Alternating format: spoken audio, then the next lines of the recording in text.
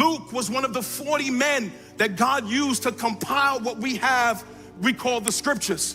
39 Jews and 1 non-Jew was this man Luke. Luke was not an apostle.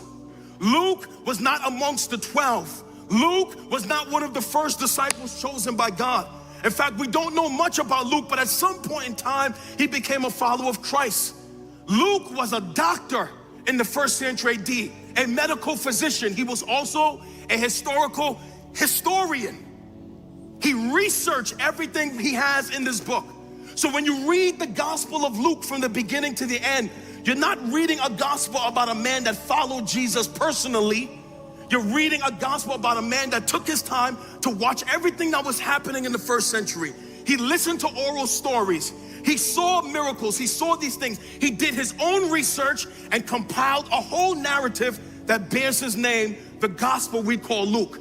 It is one of the longest gospels of the 4 preserved for us in the New Testament. Matthew, Mark, Luke, and John. 2 eyewitnesses, Matthew and John. Luke, not an eyewitness. Mark, not an eyewitness, but a friend of Peter. So when we read Luke, we're reading an entire gospel that one man wrote to one man. Okay? Let me repeat that to you.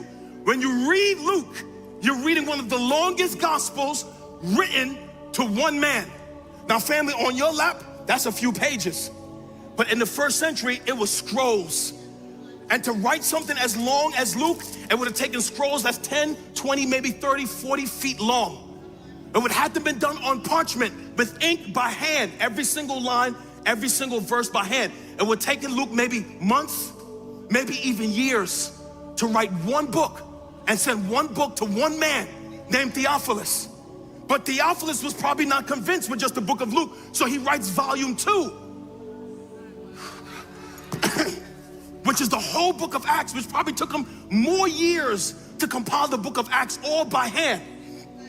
Just a reminder to you and I as servants of the Lord that we have to continue in faithfulness.